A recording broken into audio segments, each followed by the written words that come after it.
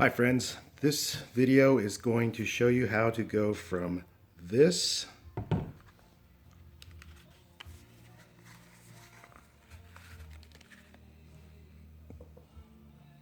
to this. So we're here in California on the shelter-in-place order, and so we were fortunate enough a couple of weeks ago to go and get some air masks, but when I went to go find some more recently, there were none to be had. And with the recent CDC guidelines that said healthcare workers could use bandanas and such, I thought we can do much better than that. So I started experimenting. I started out with a tomato can, used some pliers and shaped it to my face, cut some holes in the bottom, and stuffed some air filter that I cut out. This is 3M air filter made by Honeywell. It's supposed to, the advertising says it will take out viruses. I don't know if it will address the COVID-19 virus, but it's better than nothing. So I started out with this can. It's a little bit hard on the face once you start snugging it down. So, and I wanted something lighter. So I started working on plastic. First of all, never underestimate the benefit of fresh breath when you're under quarantine.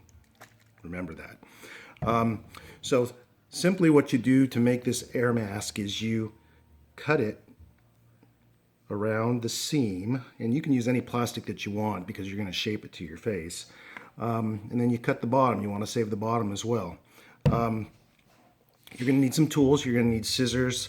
You're going to need a hot glue gun.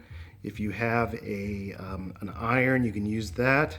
And if you have a heat gun, that's even better, because heat will allow you to, when applied to the plastic, allow you to shape it easier. So what I did is I cut the top off the bottle, and that's this part. I cut the bottom off the bottle, and that's this part. And then I shaped them all because I wanted to put a curve inward so that I could, when I cut the piece of filter out, it would fit right in there snugly and lock into place. You cut the filter a little bit bigger so that it gets all snug and doesn't let air in around the sides. You poke a hole, punch a hole, drill a hole, cut a hole in the bottom, and match that up with the top of the bottle. You can cut it down to whatever size you're comfortable with.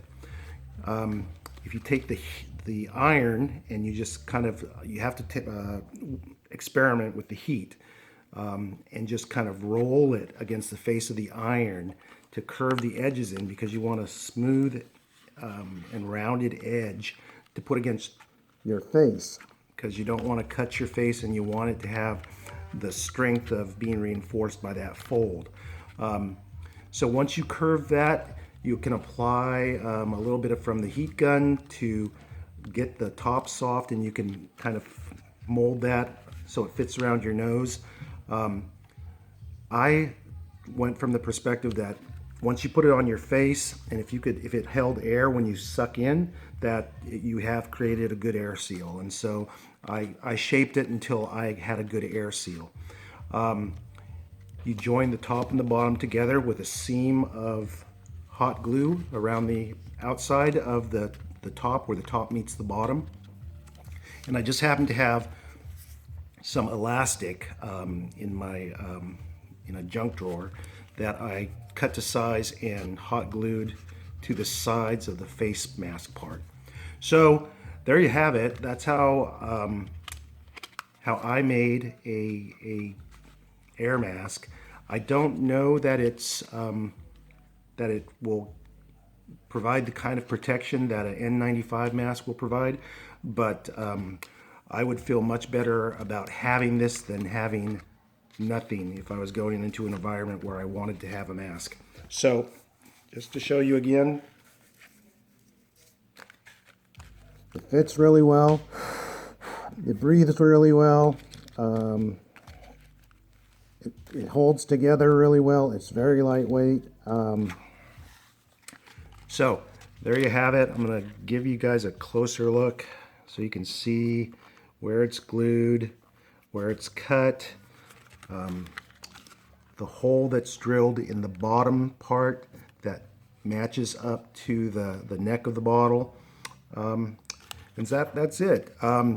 Really, any plastic container that you have, you know, a Clorox bottle or I think anything that's plastic that will allow you to bend it under heat.